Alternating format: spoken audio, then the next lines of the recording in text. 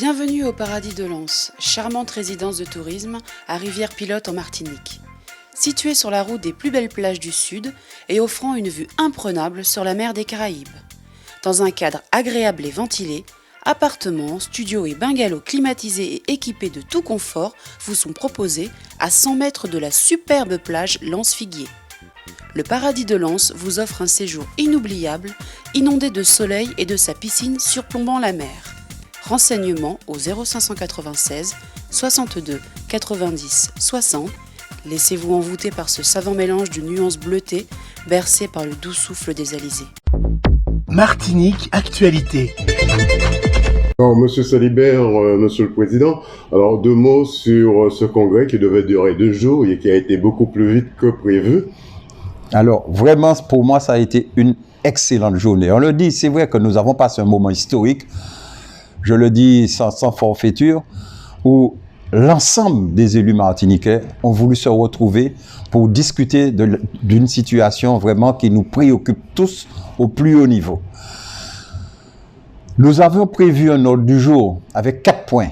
La première partie a été faite d'allocution.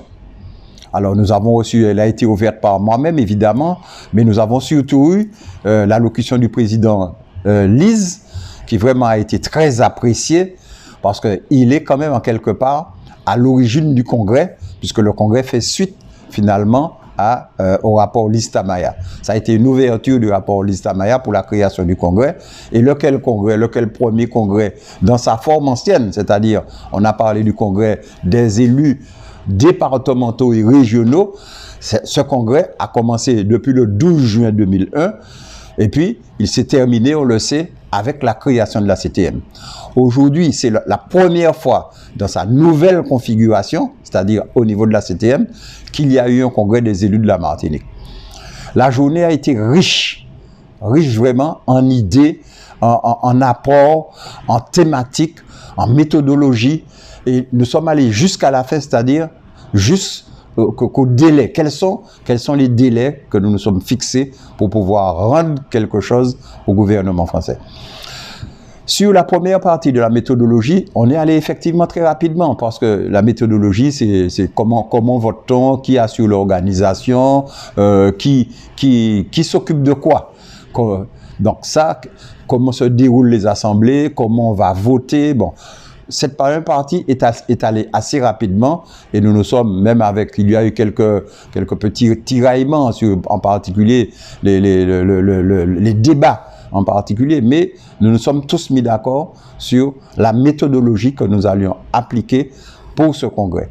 La deuxième partie concernait la première partie, c'est les allocations, excusez-moi. La deuxième partie, la méthodologie. La troisième partie, la thématique. Les thématiques. Quels sont les thèmes sur lesquels il nous fallait absolument faire un diagnostic, analyser nos points de blocage et proposer un certain nombre de solutions, soit en matière de compétences, soit en matière de demande de pouvoir normatif. Bon. Là-dessus, la discussion a été très très longue. Parce que les points, nous avions proposé un certain nombre qui parlaient de la vie de tous les jours des Martiniquais, ensuite après de la structure, et puis en dernier ressort, quelles compétences derrière ça ou quel pouvoir nous allions demander à l'État pour nous aider à avoir, 1, les leviers et 2, les solutions adaptées des solutions spécifiques adaptées à notre territoire. Donc sur ça, nous nous sommes mis d'accord. Nous avons créé une commission qui s'appelle une commission spéciale, c'est une commission ad hoc, qui sera formée de 34 personnes, 17 titulaires, 17 suppléants. Elle-même va certainement se décomposer encore, se décliner encore de 2 ou 3 autres commissions, lesquelles commissions vont traiter les thèmes qui seront arrêtés au départ par la commission spéciale. Donc voici l'organisation qui a été très rapidement mise en place.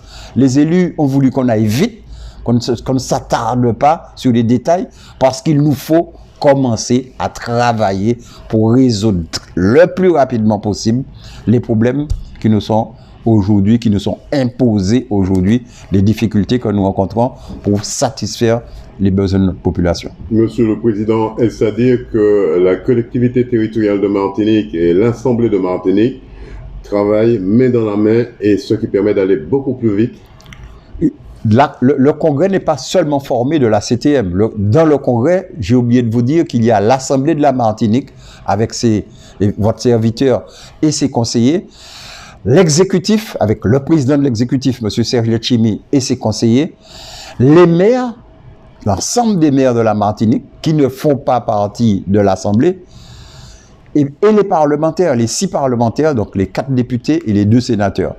Donc c'est tout ce monde qui était réuni hier, c'est l'ensemble des élus de la Martinique qui avaient décidé de se réunir pour discuter, pour échanger et pour proposer sous forme, après évidemment, puisque ce congrès va normalement, qui a commencé hier, mardi 12, devra se terminer probablement au plus tôt à la fin octobre. C'est ce que nous nous sommes fixés comme objectif.